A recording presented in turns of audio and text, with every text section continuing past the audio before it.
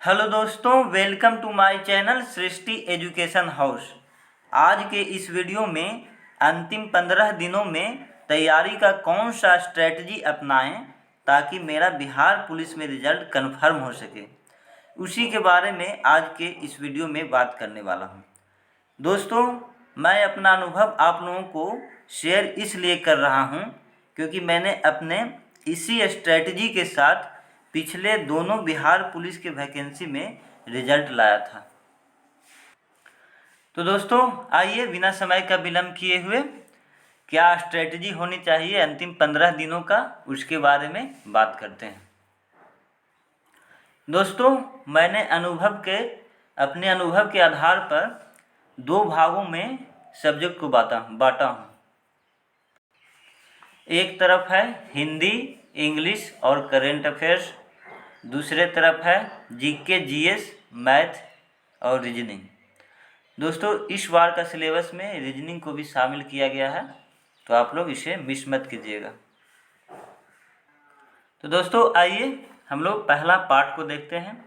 पहला पार्ट में बताया आप लोगों को हिंदी, इंग्लिश और करेंट अफेयर्स है। तो हिंदी की तैयारी कैसे की जाए, इसके बारे में थोड़ा सा चर्चा करते हैं।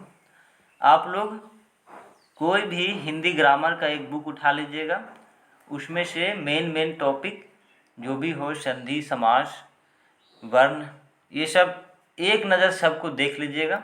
उसके बाद आप लोग सेट लगाइएगा, क्योंकि ऐसे सेट लगाइएगा तो आप लोग शायद जो रटा हुआ चीज़ होगा वो बना पाएंगे।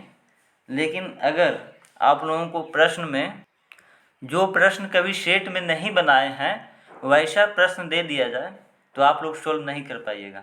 तो एक बार हिंदी ग्रामर का सेट बना के देखिएगा कहाँ से ज़्यादा प्रश्न पूछ रहा है। 5-6 चैप्टर मुश्किल से रहता है मेन में, उसी से ज़्यादातर प्रश्न पूछा जाता है। तो आप लोग उन सारे चैप्टर को एक बेहतर ढंग से रिवीजन कर लीजिएगा। उसके बाद फिर उसका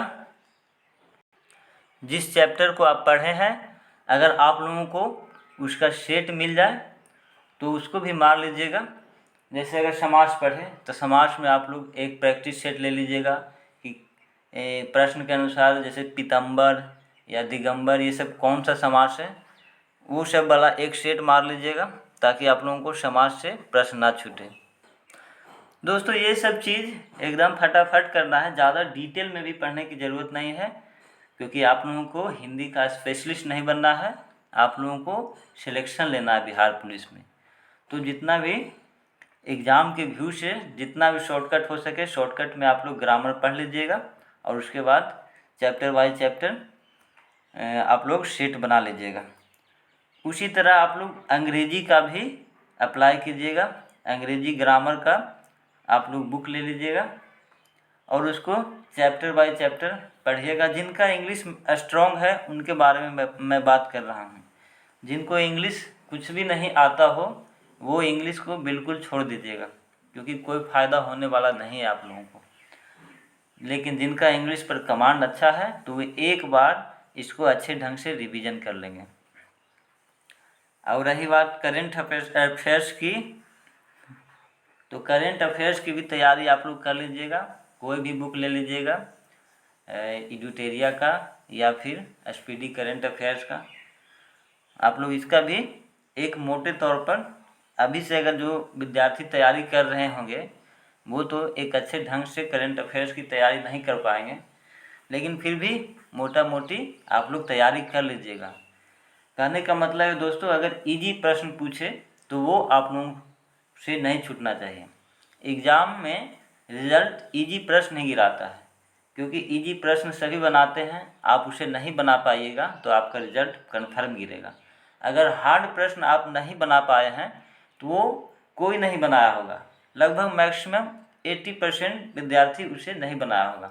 जो पढ़ने लिखने वाला सीरियस कैंडिडेट होगा 20% या 10% वही उस प्रश्न को सोल्व कर पाता है। तो आप लोग जो इजी टाइप का प्रश्न है उसे नहीं मिस कीजिएगा। जैसे राजीव गांधी खेल रत्न पुरस्कार किन्हें दिया गया है, और भी खेल से बहुत सारे प्रश्न बनते हैं।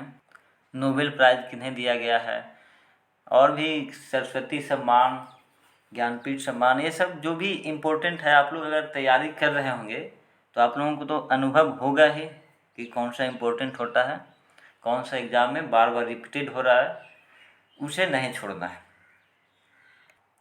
तो दोस्तों आप लोग अगर इतना कर दिए तो आप लोगों का एक पार्ट कंफर्म हो जाएगा, क्लियर हो जाएगा। यही रिजल्ट दिलाता है दोस्तों। हिंदी में मैक्सिमम विद्यार्थी गलत टिक करके आते हैं आंसर, और यहाँ आकर मिलाते हैं कि मेरा सही है, लेकिन नहीं, वो गलत हो जाता है। तो आप लोग हिंदी को एक अच्छे ढंग से पढ़ लीजिएगा। और करेंट अफेयर्स का बहुत लंबा चैप्टर होता है, तो आप लोग इसे डिटेल में पढ़ने की कोशिश नहीं कीजिएगा, क्योंकि 15 दिनों का समय बचा है। एक मोटा मोटी जो भी इम्पोर्टेंट है उसे आप लोग पढ़ लीजिएगा। अब आइए हम लोग सेकेंड टाइप पर चलते हैं, जिसमें जीके, जीएस और मैथ है। मैथ और रीजनिंग भी है। इस बार सिलेबस में रीजनिंग को भी शामिल किया गया है। तो दोस्तों जीके, जीएस का आप लोग जिस भी ढंग से तैयारी कर रहे हैं, अब कोई भी नया प्लानिंग नहीं अपनाइएगा। जिस भी ढंग से आप लोग तैयारी कर रहे हैं उसको आप लोग 25 तारीख, जिनका 1 तारीख का एग्ज़ाम हो, वो 25 तारीख तक ख़त्म कर दीजिए। और उसके बाद सेट बनाइए। सेट बनाइएगा तो उसमें जितना भी जीके, जीएस होगा उसका रिवीजन होता चला जाएगा।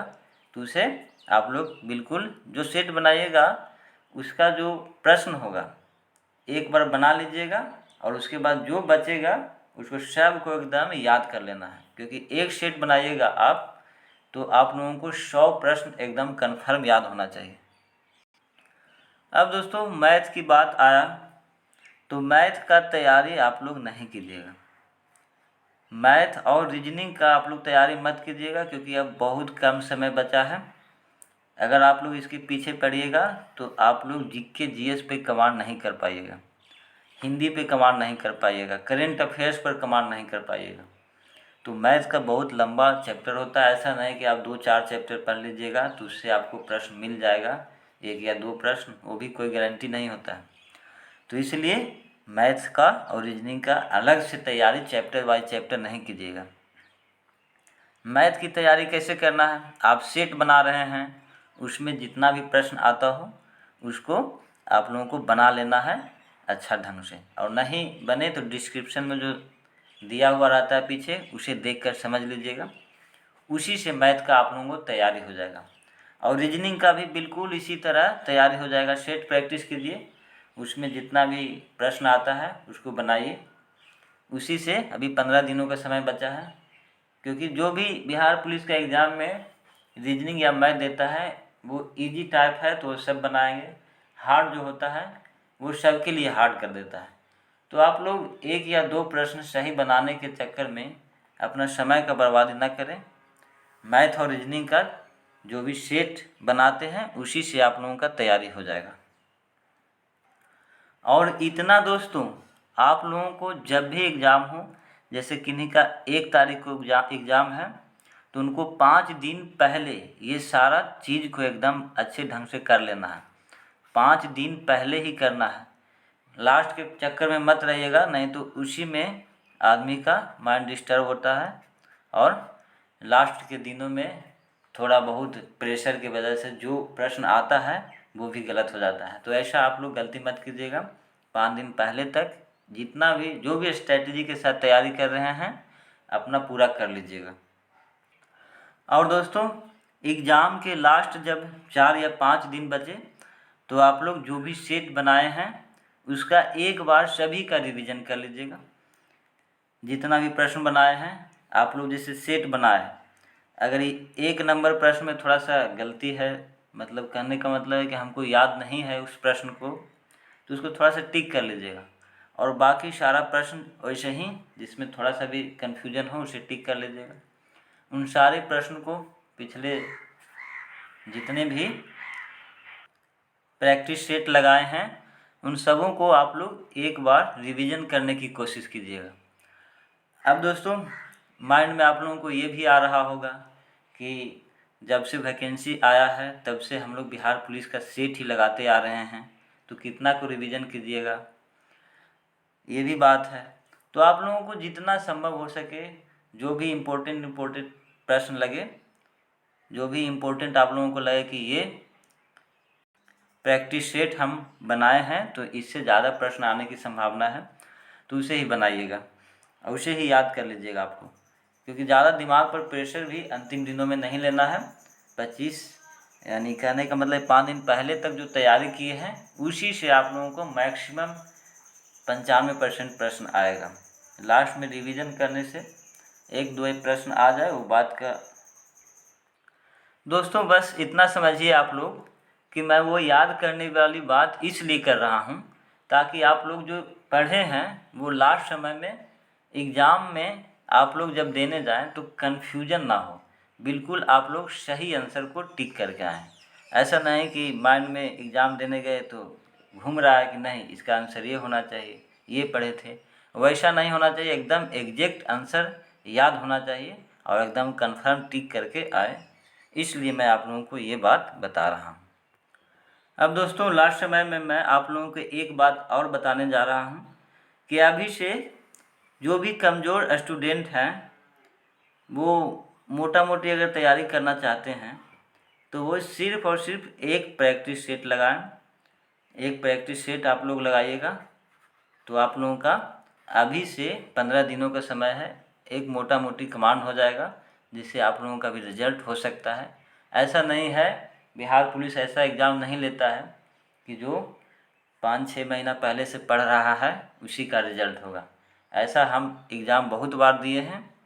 जो आप लोगों का बेसिक जानकारी होता है उसी पे आधारित सारा प्रश्न पूछा जाता है मैक्सिमम। तो इसलिए आप लोग बिल्कुल भी घबराइएगा नहीं कि हम लोगों को तैयारी नहीं किए हैं तो रिज़ल्ट नहीं आएगा। ऐसा नहीं होता है बिहार पुलिस के एग्ज़ाम में। बिहार पुलिस में किसका रिज़ल्ट हो जाएगा, किसका तुक्का लग जाएगा, वो कोई कहा नहीं जा सकता है। तो आप लोग जो भी कमज़ोर स्टूडेंट हैं एक प्रैक्टिस सेट अभी से लगाइए और उसी को अच्छे ढंग से याद कर लीजिए। बस इतना ही कीजिए और जितना हो सकता है उतना कीजिए। मैं ये नहीं कर रहा हूँ कि इतना ही कीजिए, लेकिन मिनिमम इतना कीजिए। इतना ही में आप लोगों का रिजल्ट हो जाएगा। तो आप लोग दोस्तों लास्ट में मैं यही कहना चाहूँगा, जिनसे जितना हो सके उतना तैयारी करें। माइंड में प्रेशर बिल्कुल भी मत लीजिएगा, क्योंकि बिहार पुलिस का एग्ज़ाम मैं पहले बता चुका हूँ कि वो कॉन्सेप्चुअल प्रश्न पूछता है। ऐसा नहीं कि आप रट के जाइएगा तो आपका रिजल्ट होगा और जो नहीं रट के गए हैं उनका रिजल्ट नहीं होगा। बस इसी उम्मीद के साथ आप लोगों से विदा लेता हूँ कि आप सभी लोगों का रिजल्ट हो। चलिए, best of luck all student.